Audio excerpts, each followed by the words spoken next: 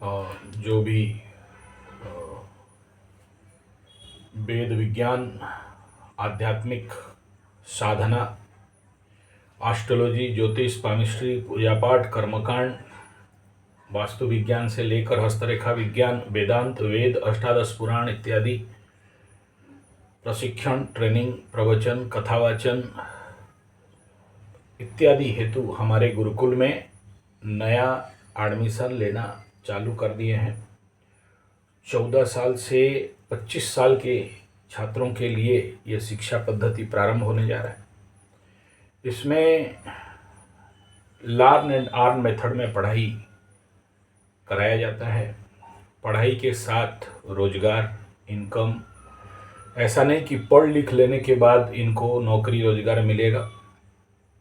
जैसे completely learn and earn method of education, जहाँ पर हमारे युवाओं को पढ़ने के साथ साथ ही साल का 1 लाख से लेके 10 लाख रुपया तक का कैसे रोजगार करना है, उसके साथ ये पढ़ाई एजुकेशन चलेगा।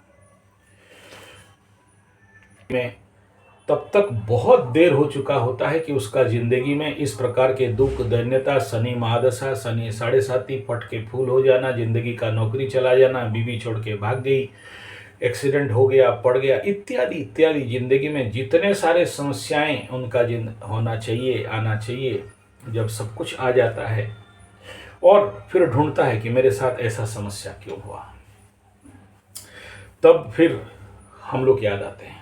अच्छा बात है, जब जब मार पड़ता है तब तब भगवान याद आते हैं और धीरे धीरे जीवन में एक ट्रांसफॉर्मेशन आता है और हमारे लोग, हमारे यजमान, हमारे बच्चे, हमारे बहुत पढ़ा लिखा एजुकेटेड इडियट, बहुत Delhi, Bangalore, Bombay, Delhi, Calcutta, America, German, Japan, Poland, मोलैंड, हॉलैंड जाने के बाद वहाँ ठुकाई जब पड़ जाता है ज़िंदगी में, ऐसा टाइम आ जाता है जहाँ शनि 7.5, शनि महादशा आ गया, राहु महादशा आ गया, पागलपन का शिकार हो गए, बीवी छोड़ के भाग गई, गाड़ी बिक गया, घर द्वार जमीन बाड़ी बिक गया, शेयर सट्टा लॉटरी जुआ में सब कुछ टूट के फूट के सट गया, तब ढूंढते हैं कि लक्ष्मी मंत्र क्या है, धन स्थिर लक्ष्मी मंत्र क्या है, जिंदगी में सुख का पावर क्या है।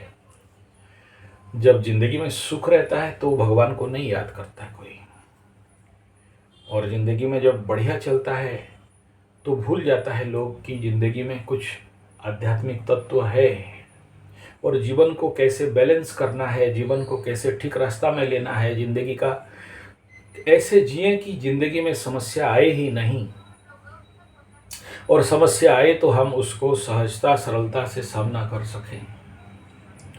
जब जीवन का यह विषय बिंदु आ जाता है तो फिर ऑल्टरनेटली रास्ता एक ही बचता है, आध्यात्म की ओर जाना पड़ेगा। लेकिन हम लोग का उड़िया में बात है कि निसो उठा पाठो, छतु उठा काठो, मतलब मूछ उठने के बाद पढ़ाई, और मशरूम छतु उठने का बाद जो लकड़ी, उसका कोई मूल्य नहीं रह जाता है और ज़िंदगी बेड़ा गर्द होके रह जाता है। अगर इन बच्चों को पहले से ये ज्ञान गुरुकुल के माध्यम से मिल जाए तो ये लक्ष्य है हमारा गुरुकुल का। अगर जिन बच्चों को भगवान राम जैसे, पांडव जैसे गुरुकुल का शिक्षा मिल जाए बचपन से, तो बड़े होके उनका जिंदगी बर्बाद होगा नहीं। बड़े होके extra marital affairs, illegal relationship करके अपने किस्मत को बर्बाद करेंगे नहीं।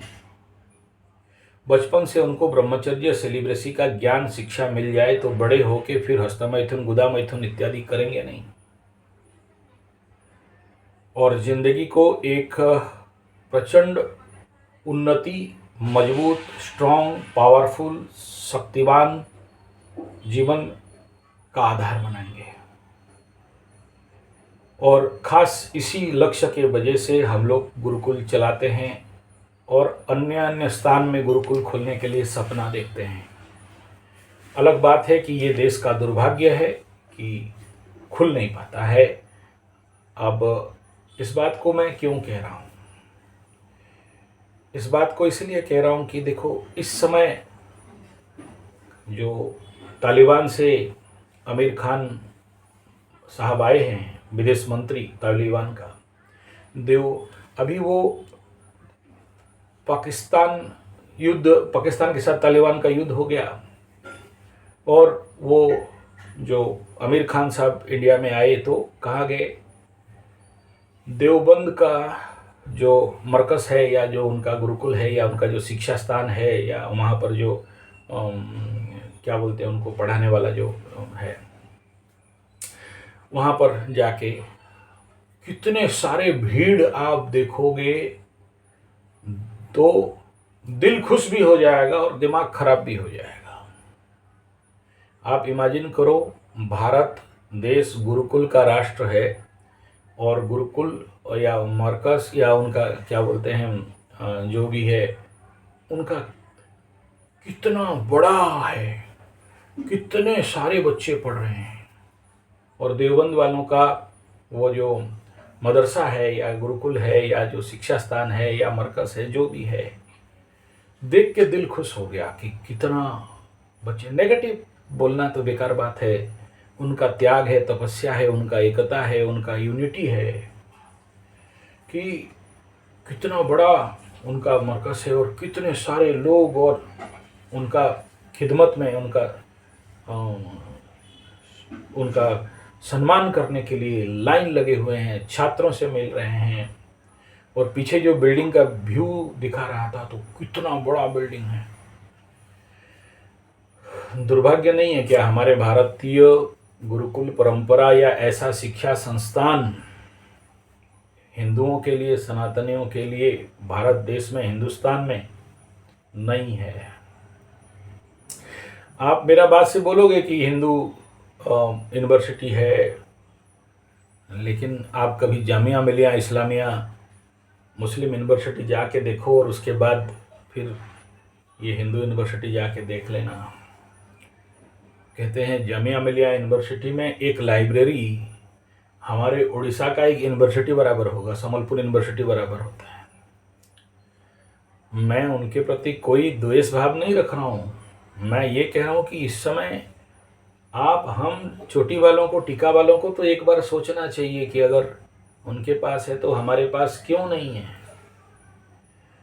वो अगर आध्यात्मिक धार्मिक शिक्षा दे रहे हैं तो हम क्यों अपने धार्मिक आध्यात्मिक शिक्षा नहीं दे रहे हैं। अब उनके पास ले दे के कितना किताब है और हमारे पास किताबों का 4 वेद, अष्टादश पुराण से लेके ब्रह्मसूत्र से लेके 108 उपनिषद से लेके क्या क्या क्या क्या नहीं है। आप सोचो, केवल एस्ट्रोलॉजी का जो मेरा लाइब्रेरी है, एक अकेले आदमी में जो लाइब्रेरी बनाया हूँ, आप इमेजिन नहीं कर सकते हो। 7 लाख 8 लाख रुपया का खाली किताब है और भी बाकी है भिन्न भिन्न भाषाओं में। कर्मकांड का जो मेरा कलेक्शन है क्या बताएं, योग और वैशेषिक का कलेक्शन है क्या बताएं। एक लंबा सा हॉल और केवल 3 लाख रुपया का तो खाली अलमीरा है उसके अंदर किताब रखने के लिए। तो इतना सारा बेसिक, कौन सा हिंदू का बच्चा, सनातन का बच्चा इन सारे ज्ञान लेने के लिए मर रहा है? कोई नहीं। सबको नौकरी चाहिए, चाकरी चाहिए और MA PhD ChD DhD internet computer MCM DMCM करके विदेश में जाके नौकरी, रोजी रोटी, पैसा कमाना, ATM मशीन बन जाना। विवेकानंद बहुत अच्छा है लेकिन पड़ोसी का बच्चा बने, मेरा बच्चा नहीं। हम अपने हिंदुस्तान के लोग अपना संस्कृति और धर्म का ऊपर जो ध्यान रखना चाहिए नहीं रख रहे हैं। क्यों नहीं रख रहे हैं? ये इतना बड़ा कार्यक्रम से तो सीखना देखना जरूरी है। और ऐसा गुरुकुल खोलने के लिए आप लोग हमारे साथ संपर्क कर सकते हैं 9437580589 या फिर 9938727418। अब नहीं जगे तो कब जगेंगे, अब नहीं करेंगे तो कब करेंगे। ये देख के अगर हमें शर्म नहीं लगता है भारतीयों को, सनातनियों को, तो फिर किसको लगेगा।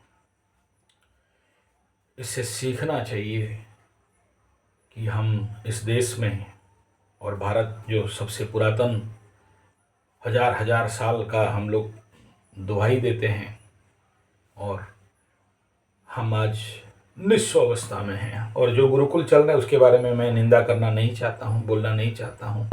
नाम का हाथी का दिखाने वाला दांत मात्र है, उसका कोई मूल्य है नहीं है। आप लोग बहुत अच्छा से समझते होंगे उसको क्या बोलना है उसके बारे में।